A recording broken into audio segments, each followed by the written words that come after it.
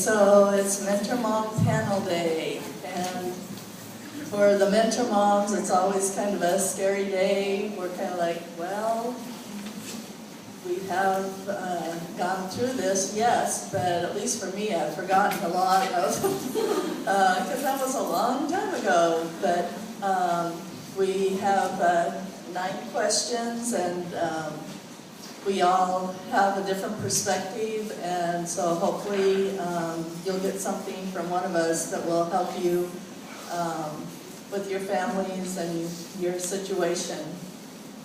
So I'm going to read the questions and then pass the mic down. Some or all of us will answer the questions, and we'll just see how it goes. Okay, so the first question is, we've done better at limiting television watching for our kids, but it seems like other electronics have taken over. A lot of the electronic games are educational, but what is your advice for today's parents on screen time? Okay, pass it on if you want. I'll start. For us, what's that? Oh, I'm Joni Jessup, just in case. And this is my first Mentor Mom panel, so hopefully it'll go all right. Anyway, so in answer to the question about screen time, a few questions that my husband and I had to address first was the importance of screen time. How important is it, and is it worthy of our kids' time? And what example are we setting for our kids? And so we had to remember that they are watching all the time. So what we say or what we do is most followed by what we do. So I think all of life has to be kept into a proper balance, and I think screen time is one of those things. It's part of our lives now, and so we try to keep a proper balance with that as well as other things. So in doing that, we set up allotted times for each of our kids, and it was scheduled at a certain time during the day. And so it wasn't like they could get up at 6 and go, it's my turn, I can, be on the computer doing whatever game or thing that they wanted. So we set up parameters, and we included them in that discussion as well of what they felt was reasonable, and we came up with a plan. We also had to address how we ended that time, because that could be a big explosion of, I just about finished with this, and now my time's up. And so we had to address what would happen at those times when the time was up, and if we could allow time for grace of allowing them to finish what they were doing. And sometimes they had to come to us, though, and ask first before they could extend their own time. So anyway, that's how we worked on that. I think it's great that you were asking, because you care about how much time your kids are in front of the screen. And I did not do well with this. It kind of just snuck in the back door, and all of a sudden there's way too much. I encourage people, I love Focus on the Family, and I have heard some really good talks about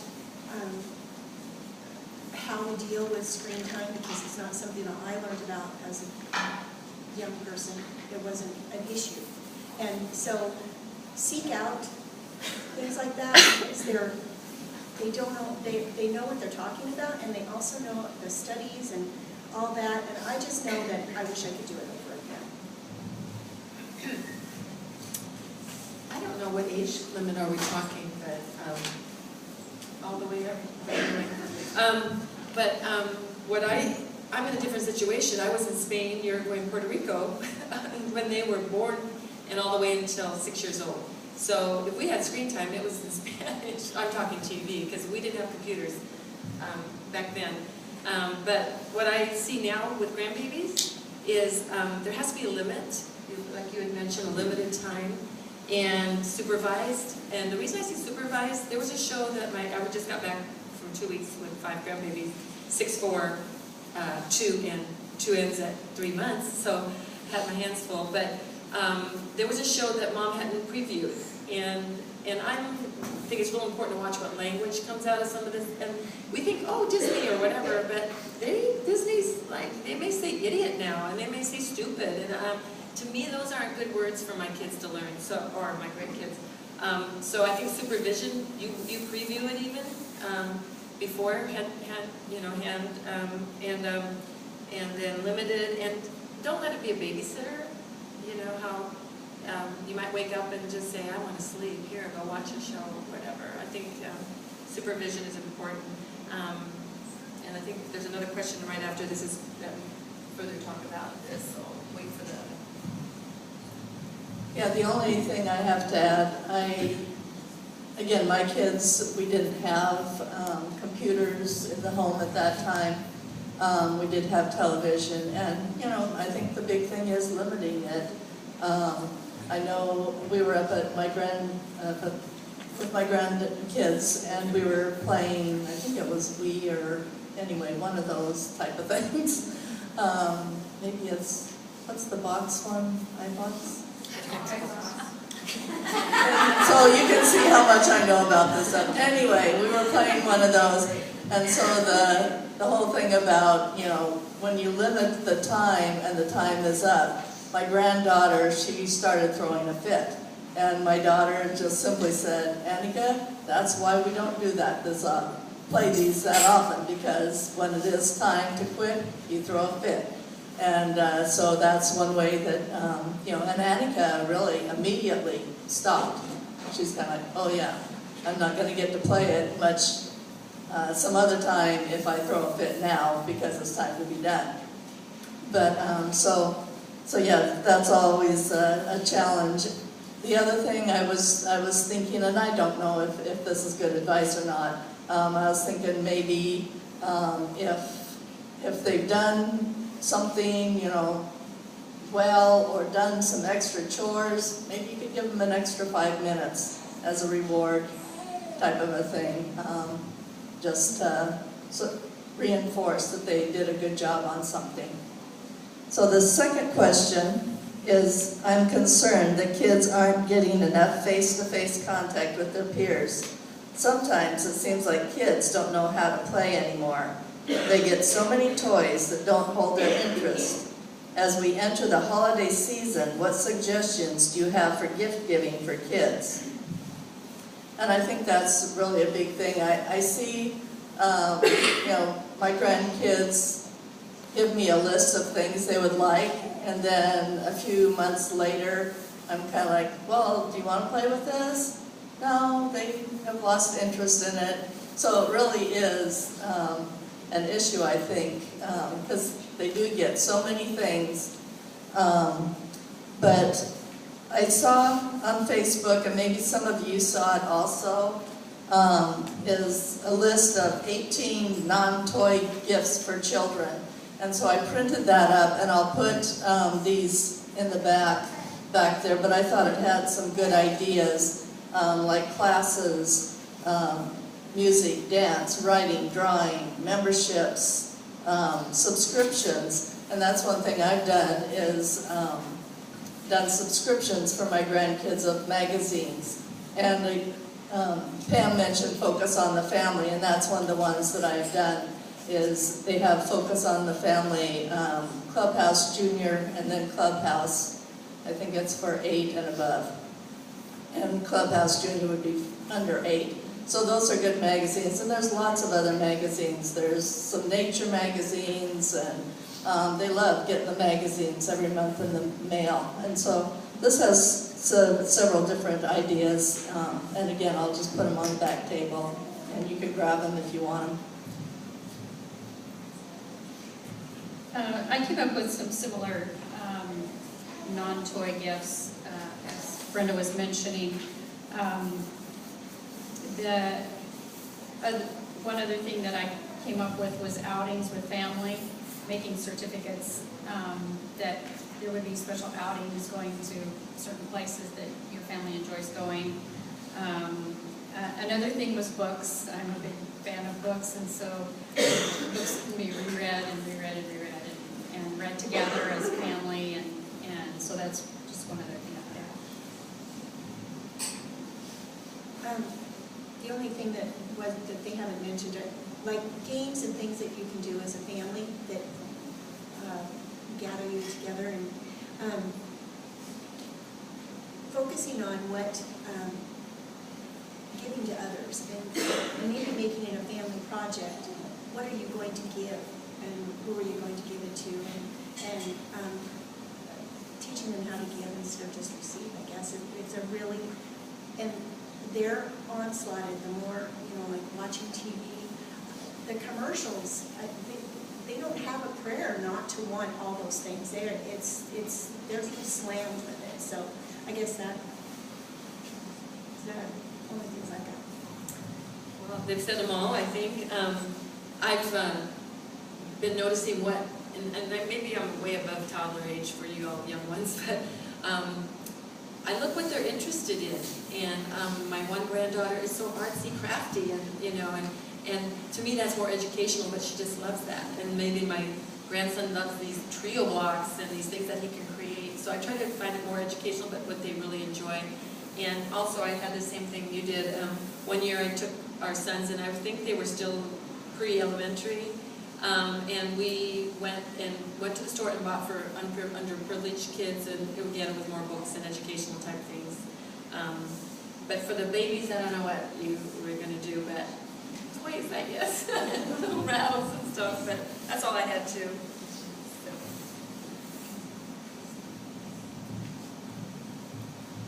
Seems like I had something else I was going to say. Oh, I know what it was.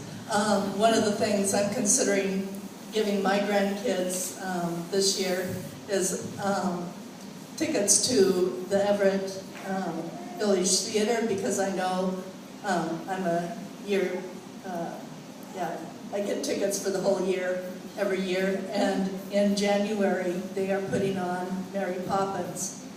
And so that might be something for you to think about, is taking your children to Mary Poppins and giving that as a ticket, as a gift at Christmas. That's what Ken and I have decided we're going to do that with our grandkids as one of their gifts for Christmas this year. The next question is, what is your favorite holiday memory or tradition? When I think of holidays, I mainly think of Christmas. I don't know if we ever really had any traditions for any other holidays, but for Christmas, one of my favorite things to do, and we have done it since I was a child, was make sugar cookies and decorate them as a family.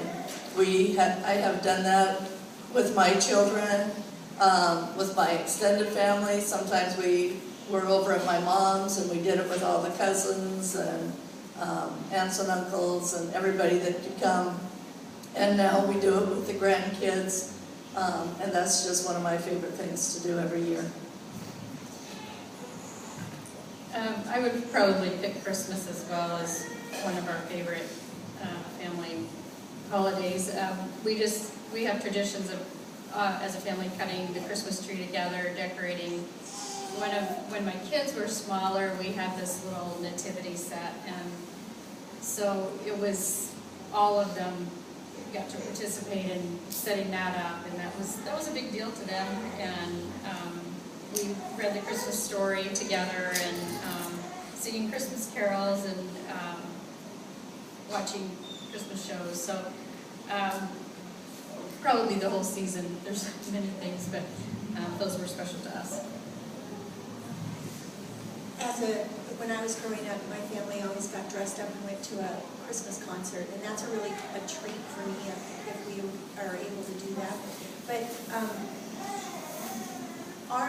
all of the holidays, when you start out, they probably include your parents and extended family, and make sure that you make traditions that are for your family, because all of that extended family changes over the years. You have parents pass away, things all change, and make sure that you focus on your family and the memories that your children are going to remember. So that would be my advice. Hold it closer. Hello, hello. Again, back to Christmas. I guess that's our holiday for this up here, but we did the same thing. And you're from the Midwest, so maybe that's why. But we would all go to a Christmas tree farm and cut it down and drag it home and set it up. But what I started doing with my grandkids is when they walk in the door, they come on Christmas Eve, and they're so excited. There's a box of ornaments, and they get to help Grandma decorate their. I don't know why it's so cool, but they love that, to decorate part of the Christmas tree together. And one thing that my family, my sons and I did, we started probably December 1st. We had it looks like a wine bottle, but it's the kind that goes really wide. We put the candle in and would let it melt. And then the next time that melted, we'd put another one. Oh my gosh, my sons fought over that. They're adults now with families, and they fought over the candle, so I had to go make another one. But so that was a real tradition that they look forward to. And like we had the Christmas, we wanted to bring Christ into Christmas, so we always read the Christmas story and prayed before they ate their Christmas meal. But and then we always had family games after, and it was just a really happy time, you know.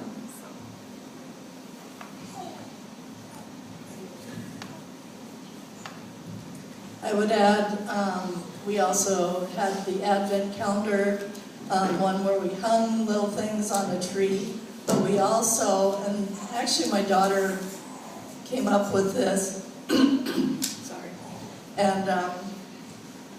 and she went through when she was maybe in high school, and went through and picked out Bible verses, and we read one each day leading up to the birth of Christ.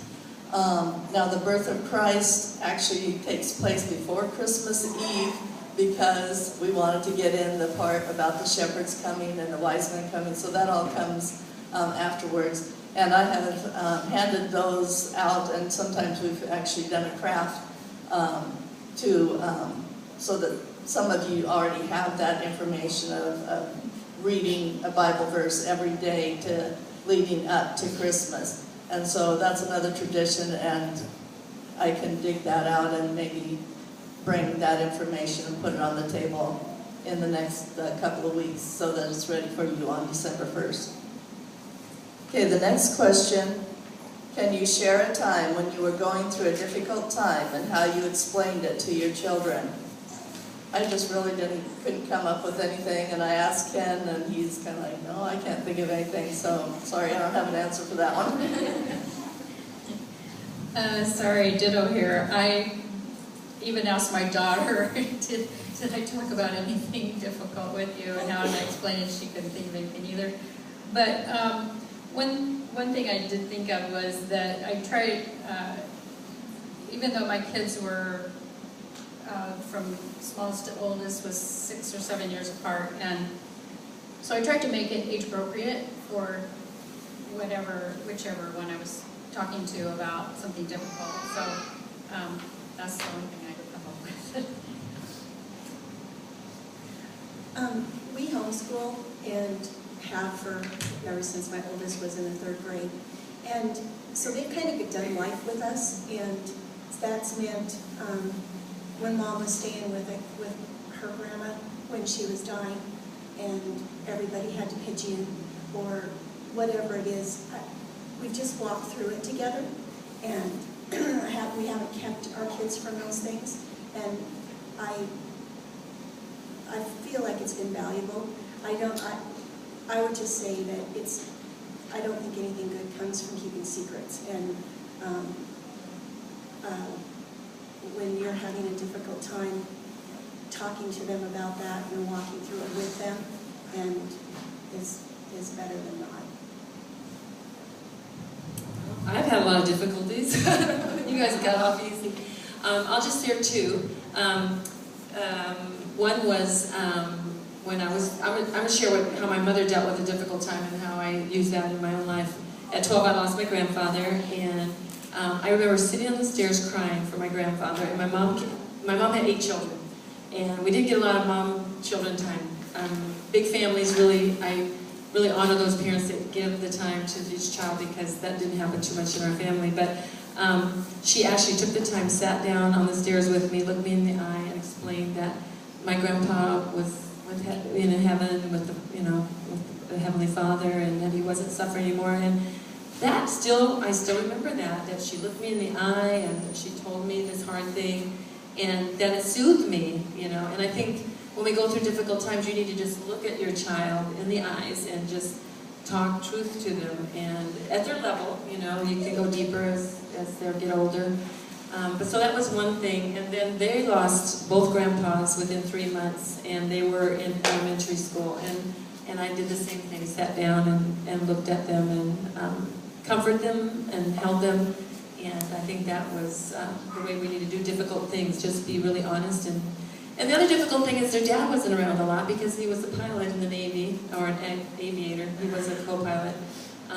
And so they want to know where Daddy was. And so that's hard, Daddy's working and he has to be away. And so, but just being honest and loving on them, and take the time to look at your kids. Sometimes there was times I go, oh, I haven't even looked them in the eyes lately, So I don't know if you've ever done that, but it's good to do that.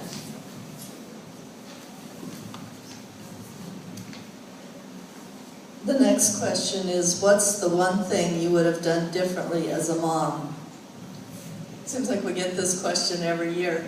The thing that always comes to my mind is that I was maybe too negative when the kids would do something wrong, or didn't try hard enough, and that was especially the case with my son as he was in his high school years.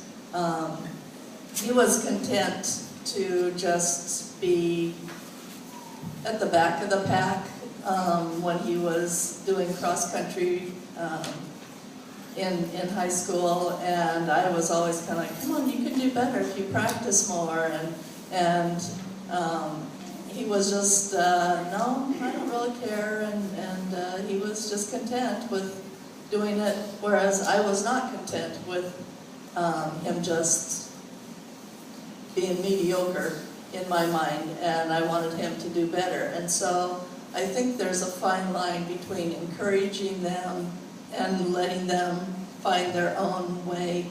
And it's really hard to just let them go at their own pace when you know they could do better. I guess that's one of the things that I wish I would have done differently, is accept him for the way he was, and not push him so hard.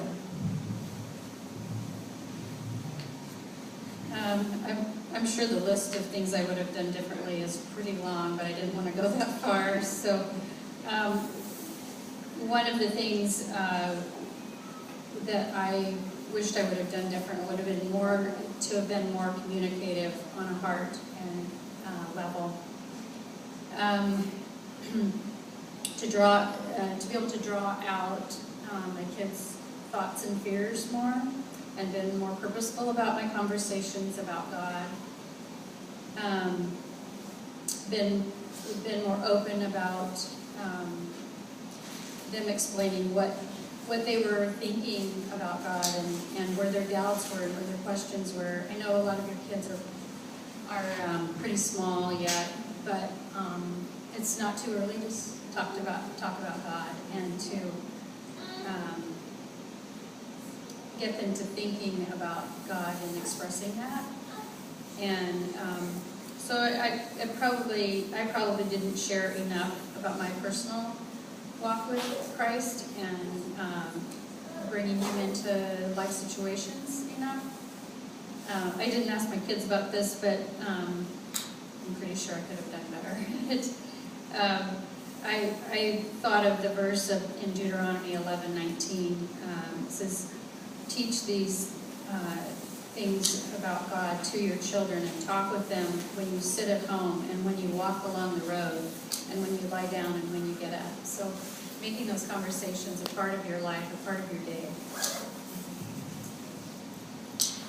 I thought of that example of the, when you get on the airplane and you're supposed to put your mask on before you put on the mask of the loved one sitting next to you or whatever. I wish that I had paid more attention to my personal relationship with Christ when I was young. It was always the last thing I would think about instead of the first. And my relationship didn't start growing until I made it my first priority, and then I could share with my children better.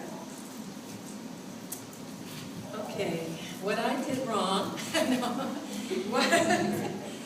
don't have enough pages, but I was a big enabler, and I didn't even know what that word was until the kids were probably in elementary, and I went, oh, I did that wrong, because I'm a person that I need to have order, because if I don't, everything's cluttery, and I can't function, so they would pick up a little bit, but I would be enabling them, not letting them learn themselves to pick up their toys, to do their clothes and all that. I would just do it. Well, that's enabling. And then I found out later I could just, until I really heard that I was doing it wrong, then I would learn. And I still have a tendency in the flesh to do that, is to enable. So I have to be really careful. Do y'all get what I'm talking about? Enabling? Don't enable, okay? Because what happens, my son, and there's one worse than the other, because I probably babied him more, is it affects him as an adult. And my one daughter-in-law said, did you not let them do chores? Really let them do stuff. They can do things. My little 2-year-old granddaughter takes the diaper from her twin brothers and throws it in the trash. And that's so cool. She thinks it's great. So that's one thing I didn't do very well. And then being a single mom, I'm saying that because as a Navy, I look at another Navy line, we feel like single moms because they're gone 4 to 6 to 9 to, I don't know, I don't even want to go further, but I know there's even longer periods. Well, you're a single mom, and there may be single moms here. It's hard. And so I did a lot of guilt, and that's probably why I'm able to, is you felt guilty that Dad wasn't there to help. And so I wasn't a very good spanker, and they needed a whopping once in a while. But I would do this pat on the butt because I felt guilty that Dad wasn't there to help. So I would have done that different. I mean, they need a whooping, so not a whooping. But just when they cross that street without looking, they need a swat on their body. There's so much more. I was probably like you as they got older. I was maybe seeing their faults more than praising them. And but one thing that I did right, did we get to the part where we did something right? Well, I did one thing right. When I would yell, usually when the husband was gone, because I lost it, the Holy Spirit convicted me right away, and I would get on my knees with them and even cry sometimes, saying, I did not have to yell at you. I could have just talked to you. So would you teach your kids to forgive? And the way they're going to learn to forgive, if you go in there and you get on the floor and by their bedside and tell them, I love you and I didn't mean to yell at you and that wasn't honoring Christ. And I think that's really, really important, because if you don't teach them to forgive, they won't know as an adult to forgive. And it's going to be a crummy life if you don't have somebody forgiving you and you forgiving them. So I got off topic, sorry. How do you measure success as a parent? I don't know how you measure success with toddlers. When my husband and I talked about this, it seems like for us, measuring our success is as we're seeing our adult children and how they're raising their grandchildren. And if all the values that we forced on them when they were little, like being young or being honest, having respect, being courteous, transparency, are those qualities evident in their lives now that they're older and they make their own decisions? And just watching how the grandkids are raised, and do we have open communication and affection with one another? But those are all things that you can't see until you guys are a long ways down the road. That's all.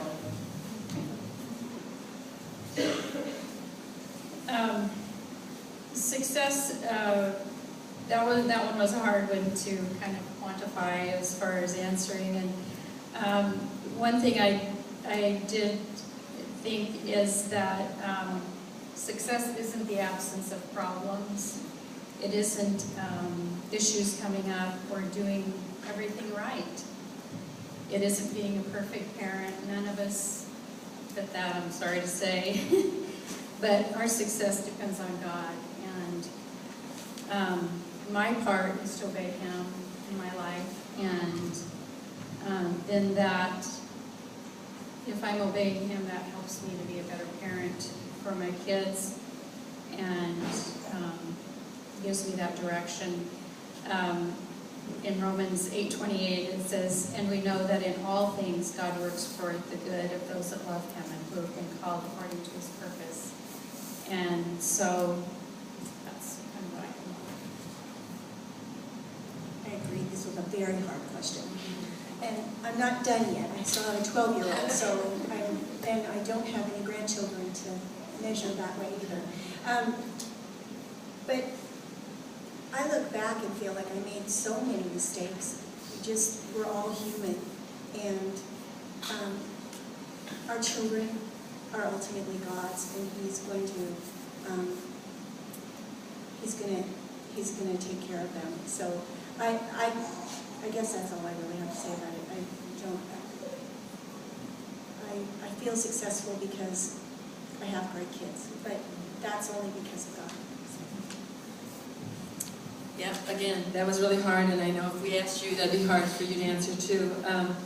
But when I got pregnant with Pablo, I was only married 3 months, and I actually asked for a baby because Dan was in boot camp, and I was all by myself crying as a newlywed because I didn't get to see him. So I actually got on my knees a lot. I got on my knees by the bed, and I said, Lord, I would really like a baby because I want to love somebody, and I don't have anybody. And within a couple months, I was pregnant, and surprise, Dad. And I asked, this was my prayer, I said, Lord, may I have a baby?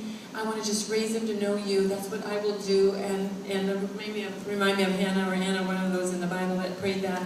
And when I got that, that was my whole goal. If I could just share Jesus Christ with that child, know that if anything happened, he would go to heaven. And that is such a,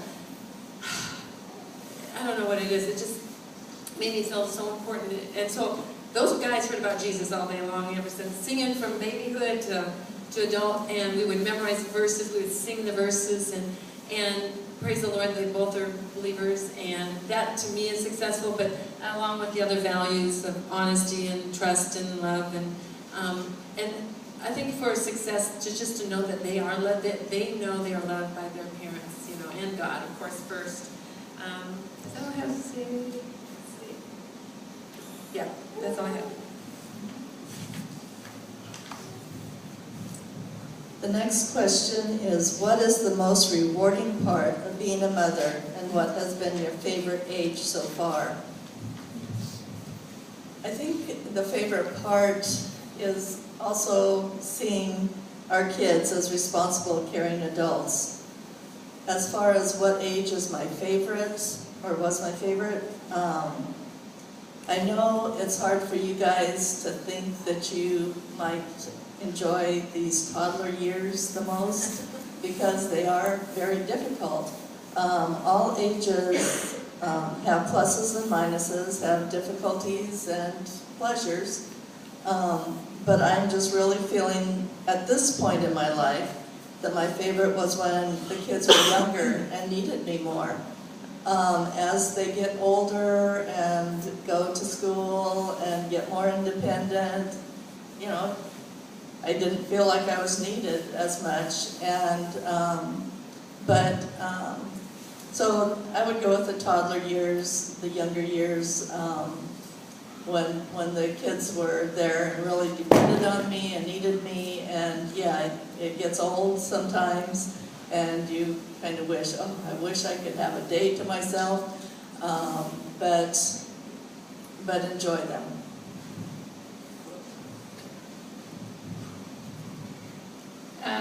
For me, the rewarding time is the most rewarding is seeing your kids make a decision for Christ, and for making good,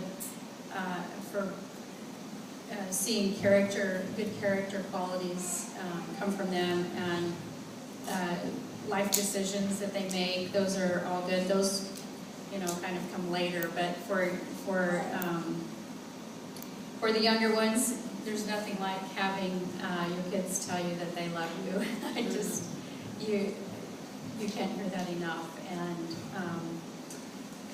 another really rewarding thing is seeing your child sleeping. I just love that.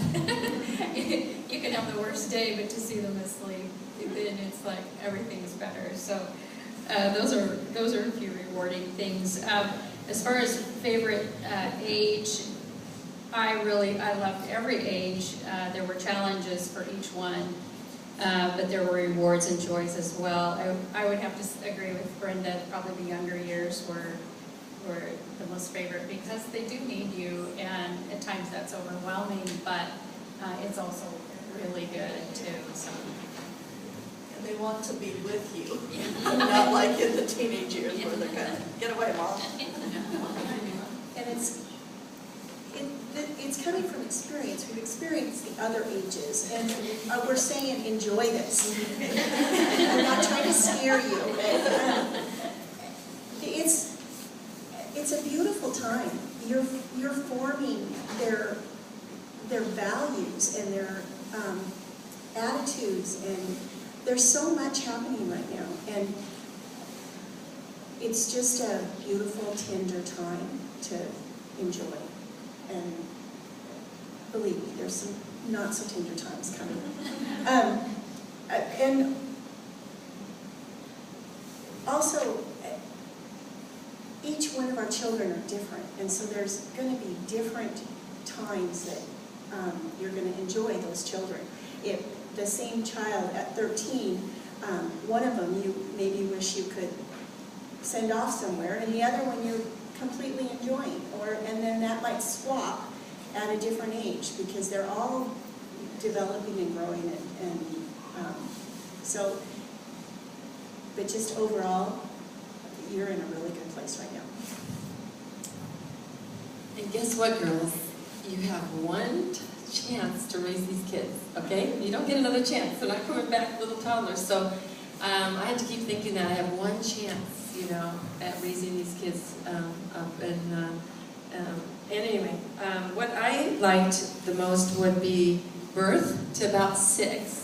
And then it seems like they went to school. And they, like you said, we didn't have them at home. And I was with my son Lucas, rooting for the snow days, because I wanted him home with me. Yes, let's pray for a snow day, Mom. So, but I loved just cuddling them as babies, watching them walk, watching them talk. I mean, I just loved it all. And just training them and holding them, loving them, nurturing them. I just loved sitting there and helping them read, and I just loved it all. I really did. And like I said, that most important thing was that when they came for that decision for Christ, and that was a young for them. They heard it so much that it was 5 and 4 years old, and I didn't think the 4-year-old would be ready to accept Jesus Christ. And my husband was not there when Pablo accepted Christ, but I said, Dad, he's only 4. And he said something really wise. He said, Marguerite, if the Holy Spirit is calling Lucas to come to Christ at 4, why are we to stop him? And so we led him to, Dan prayed and led him to Christ, and that was very rewarding. So just one chance, girls, to raise these kids up to know the Lord and to raise them up.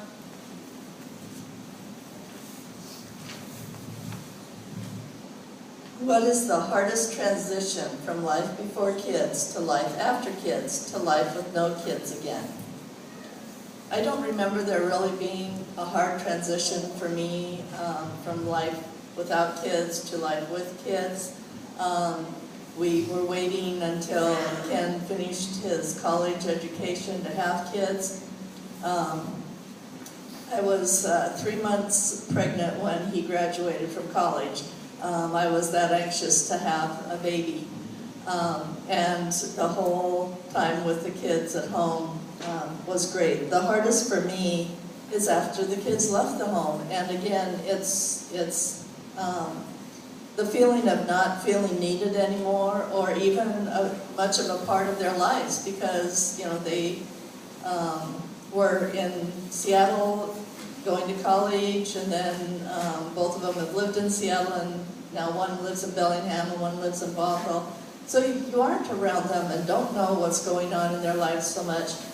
And so especially when they first left, I felt, you know, just kind of not knowing what to do, and that I had lost my purpose in life. I likened it, actually, maybe Ken's the one that came up with this, but it felt like I had been fired from my job, because my job all those years had been to raise my kids, and they were gone. And you know, maybe some of you have been fired from a job or let go, or your husbands have. It's a horrible feeling. But, you know, God has brought me other activities to do and to minister to people, and but that is the hardest time for me, is when the kids left the home. I have to say that it wasn't having the first child that was hard, it was having the second child that was hard, because you had to really juggle at that point. And for some reason that was just difficult for me to go from 1 to 2. But also the first child to leave home was difficult, because you realized your family was not going to be the same. And then of course when they're all gone, then it's that you've completely lost your job, and you're wondering where to go from here. But each season brings change and challenges, and they also have joys, and God is faithful, and there's a time for everything, so keep looking to Him.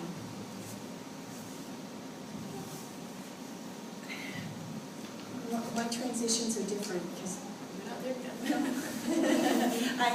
I still have 3 out of 4 of my kids still at home, and so there's always changes in different seasons in our lives, and I just feel like one is not the final. There's always going to be something else coming. Just like I know Brenda, you go to visit both sets of your kids quite often, and have a regular schedule there, and things just fill in that way. But probably age-wise transition, I wasn't ready for my children to be adults. That transition has been probably one of, they're older, getting more independent, has been probably my most difficult transition. I have to agree. I think when I was starting to feeling, you know, they don't need me anymore, or they have their peers, and I saw how much peer pressure that was out there in the schools, and I just have to thank God that I knew the Lord had influenced my husband and our impact on the oldest when in school. They were in high school, I think in senior year, they went and had publicly said these are the different birth controls, you know, and all. I mean, going deep in that area. And he and 3 other boys stood up and said, "What about abstinence?" And I was so proud of him, because he was able to say a view where, you know, he was taught as a child, you know, I don't know, not as a child, but as a young adult, you know.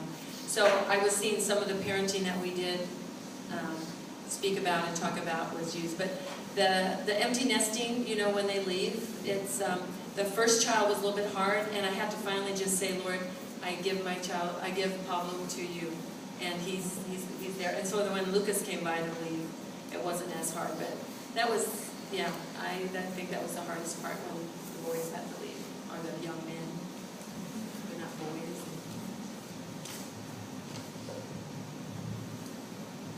What's the best way to keep passion in your love life? Basically, I would say What's that got to do with moms? A lot. Young moms. I guess it is, yeah. I think just again, spending time together and having time away without the kids, whether it's a date night or a weekend together once in a while, but also finding things to do together. I shared with Steering on Monday that Ken and I haven't had that many activities that we do together anymore. And we had heard, or he had heard, about an opportunity to help out a homeschooling speech club and to be judges. And I'm kind of like, oh, that doesn't sound like much fun to me, you know, and I don't know that I feel confident enough to judge these kids' speeches. But I thought, well, I'll go along and give it a try. So Tuesday afternoon, we went up to Mount Vernon and listened to some kids do their speeches.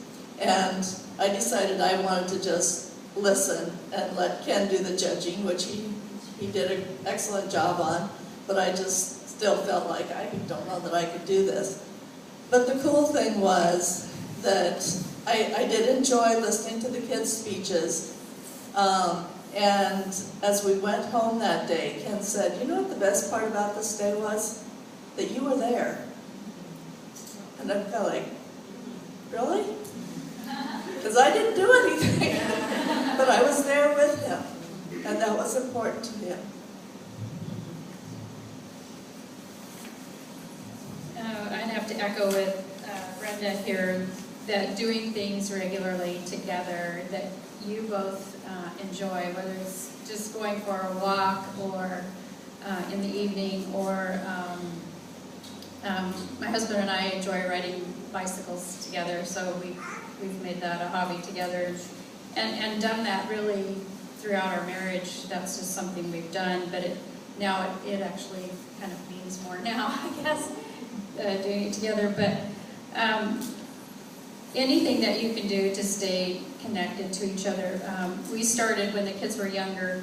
We'd heard somewhere that spending time, because when your kids are younger, your day is just filled with, you know, immediate needs, and so when my husband would walk in the door, it was kind of like, you know, roll up your sleeves and get busy, or we've got things to do. But we heard about just taking 20 minutes on the couch together, talking about, it didn't have to be anything great or big, or maybe it was just your day that you talked about, or his day, and that was a way to kind of immediately get connected and not feel like you're headed off in different directions. And that's something that we haven't, now that we don't have kids at home, but it's still something that we kind of implement in different ways of being able to stay connected to each other and what's going on in our lives. But a big thing that fosters passion is respect for your husband.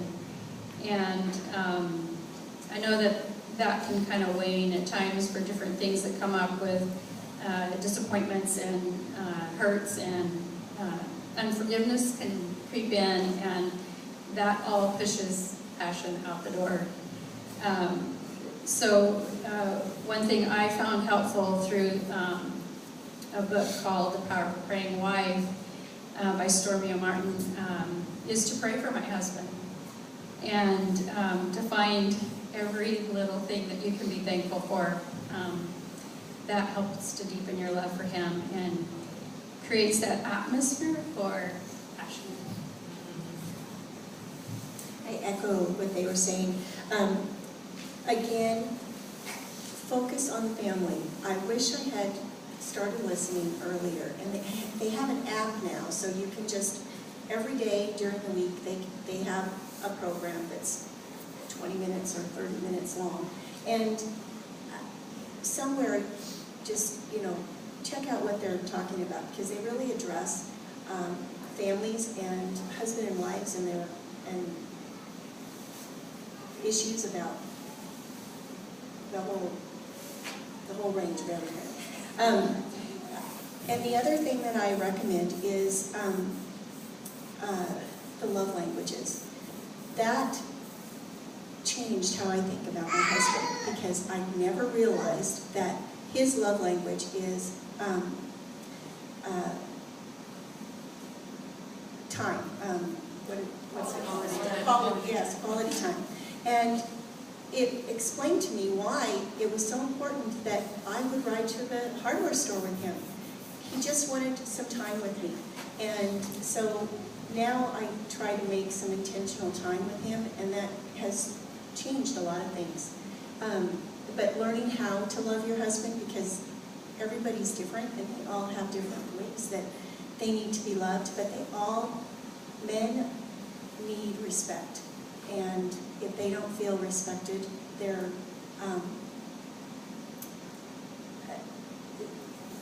just empty inside. And we need to give that to them, and they're designed that way. And so I kind of could go on all day, but these guys did some good. Yeah, I agree with the other thing they said. Find out what your husband likes. What does he want? How does you make him feel loved?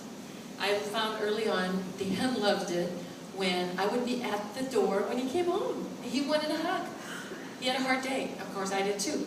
But that I had to learn. And you know what? When I'm not home, even now, he calls me. Where are you? Where are you? So that is something that I don't know what love language that is. What is that? Physical touch, maybe. But So find out what do they really like. What thing can one thing I can do, maybe even daily, that would help in your relationship together. Date nights, you girls, I hope you get date nights, or can find sitters just to at least. I think I only get like twice a month. My my sons and daughters, but that's important. Again, they said loving your husband, honoring and respecting him is big. Again, doing things with him. I don't like guns, okay? Don't tell Dan. Okay, anyway, he was raised with a grandfather that was a gunsmith, which means makes guns, so he's been around it, he has respect for it. He's asked me, our whole marriage, to do it. I don't like loud noises, my ears are really sensitive, but guess what I do? Once in a blue moon, I'll go with him. And you know what? The guys that are at the gun range go, your wife guns? I wish my wife came. So that is important to him. I don't like it, don't tell him. But I really don't. I don't like it. I don't like loud noises. And I don't shoot very good anyway. The other thing is sitting together and look at each other. Oh my God, raise your hand. When's the last time you sat on either the couch or anywhere and looked at your husband in the eyes? When you do it? Okay, 1, 2. You guys, we don't do it enough. You got to look at your husband. Maybe his eyes are green now. You don't know. They're brown. But really, look at your husband and let them look at you. And tell them from your heart, honey, what's going on? How do you feel? They love that. They want, and you can say it back, or you just do it anyway, even if they don't ask. What else did I have? Holding hands, going for walks. That's so good. Do I even say this? Okay. Well, you all think of the same thing. Very important for men, okay? Do they know they've done that? There's times that I wasn't too like, are you kidding me? But you know what? It's big, number 1 on their list. And if we're there negating that and not letting them enjoy us, they really, you know what? You think it's for them, and it probably is. But it really is they want to please us. I never knew that. I was like, it's all about you. It really, he says, if I don't please you, I'm really not. Anyway, okay, we're not on this subject. On my Facebook page, there's some websites that I've liked, and one of them right now, the Time Warp Wife, if you guys have heard of that one, she has a challenge out there because of Thanksgiving. It was 15 ways to say I'm thankful for you, and it gives you 15 ways to thank your husband for what he does for you, and maybe even if you don't feel so thankful, you will maybe by the end.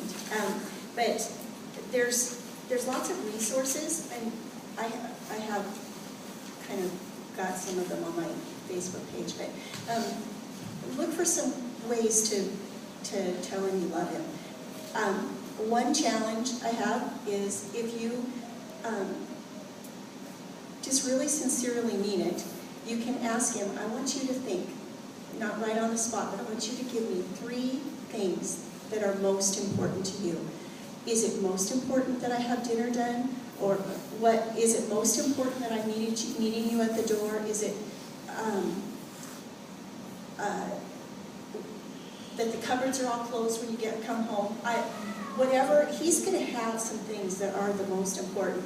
And then put the other things on the back burner and make those a priority, and he'll feel really elevated.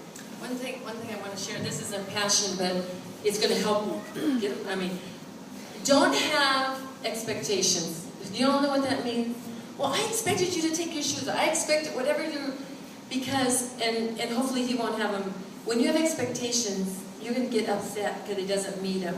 Try to not have expectations so overwhelming, because you know what you become? You nagger, critical. So I learned that really late, but don't have expectations. And the last thing I want to say is pray for your husbands. How often are we really praying for our husbands? They're out there in that world. They need prayer. And ask them. That's a good thing to do. Tomorrow, you guys wake up and say, how can I pray for you today? That would mean a lot to him that you care that much to do that. Okay, well, that wasn't on the sheet. That's all the questions that you asked, but I have an extra thing to put in here. I'm assuming that most of you are not old-fashioned like me and get a newspaper, but I do get a newspaper, and there was an article in it this week that I thought was really good, and the title of the article, it's called Living with Children, and the title of the article is, Because I Said So Is All You Need, and their question was, my 6-year-old son argues with me about everything I tell him to do. He comes up with reason after reason why he shouldn't have to or can't, why it's unfair, or why at the least I should help him. I think he's got some argument disorder. Is there such a thing? In any case, it's beginning to drive me nuts, up a wall and over the edge. Is there a solution? So the guy's answer was, yes, Virginia, there is a solution. And it's a simple one at that. Best of all, it's fail-safe, by which I mean that if you do what I tell you to do without arguing with me, you should be argument-free within a week or less, and I do not have a bridge I'd like to sell you. First, you need to accept that you, not your son, are the cause of these ongoing arguments. You tell him to do something, he begins to present his contrarian case, and you respond as if you are now engaged in a transaction between equals. You attempt to explain to him why he should or can, or why you aren't going to help, as if you are obligated to justify your instructions and decisions to a 6-year-old. In effect, you elevate him to peer status with you. More accurately, you descend to peer status with him. Either way, you abdicate your authority. Your son is only taking advantage of an opportunity you are presenting to him. That is his inalienable human right. You may also be providing explanations along with the instructions you gave him. Explanations which came into vogue in the 1970s invite contentious engagement. It's one thing to tell a child to wear long pants to church. It's another to explain why long pants are appropriate church attire. Explanations always sound persuasive rather than authoritative. As such, they provoke pushback, as in argument. When people my approximate ancientness were children, the only explanation we ever heard was, because I said so. And that is very true. We heard this because our parents gave simple instructions without explanations. We want you to wear long pants to church, they said, as opposed to, we want you to wear long pants to church because blah, blah, blah. So, lacking explanations, we asked for them why we whined, to which our parents said the most dreaded 4 words in all of childhood. Some of them added, put that in your pipe and smoke it, that simply added to the mystery. And I remember my parents saying both of those things. That is simply how to stop arguments. You simply give the instruction in as few words as possible. It's time for you to pick up your toys, for example. The child will then ask for an explanation. Don't be fooled. In that context, why and why not are not requests for information. They are challenges to battle. When you answer the child with anything other than because I said so, you step straight into quicksand, and the harder you struggle, the further and faster you sink. It's an example of parenting minimalism, defined by my online dictionary as using a few very simple elements to achieve maximum effect indeed. I just thought that was a good article, and I don't know how many of you have kids that argue with you or want to know why all the time, but this is your new answer, because I said so. Anybody else have anything to add? Okay. Oh. Okay, now you're the perfect moms. Well, we have 10 minutes. Does anybody have any extra questions? For Brenda. Yeah, I see your hand back there, Reba. Pam, what was that website that you were talking about? 15 days of...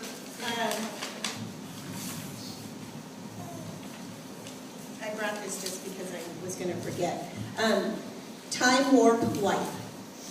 And it's a Christian woman. And I also have some other ones. Proverbs 31, I don't know if there's more than one, but the one, it's liked on my face, on my page. But yeah, Time Warp Life.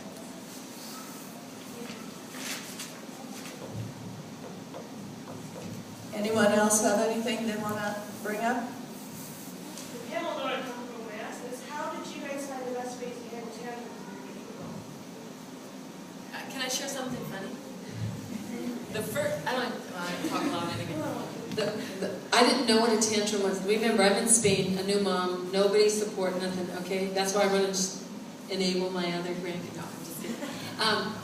The first tantrum that I saw, I thought, okay, lay down on the floor and start crying and screaming. I thought, he's going crazy. So I didn't know what to do. So I sat there and cried with him. That's it. I don't know the answer, by the way. And he didn't have any more because I guess he didn't want me crying. I don't know. I thought, he's crazy. He's crazy. No, do you have an answer? Anybody else? I don't know, except that ignoring the behavior seems to be my instinct, is not to buy into it or try to solve it. And it's the same thing, because I said so, and not giving in to whatever. I guess that would be my only thing. I don't remember my kids ever doing tantrums, but my grandkids have. And my daughter-in-law was talking about her son Seth doing a tantrum at a birthday party. And obviously ignoring tantrums when you're in your home is fairly easy because you're in your home. But out in public is when it's difficult. And so they were at a birthday party, and basically the girl whose birthday it was told my grandson that he didn't get to swing at the piñata first, that he was going to have to be last.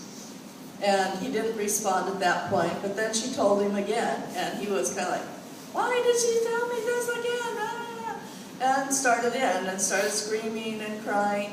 And so, because they were in a public place, my daughter-in-law picked up Seth and started removing him, which just set him off worse. As soon as you do that, he goes even more bananas. And so he was screaming and crying and kicking, and as she carried him to I don't know where she took him, but somewhere away from the rest of the group until he could settle down. And that's about all you can do, I think, is you can't really tell them or reason with them at that point, but You just have to take them away, and once they calm down, then talk calmly with them about the situation. Anything else? Okay.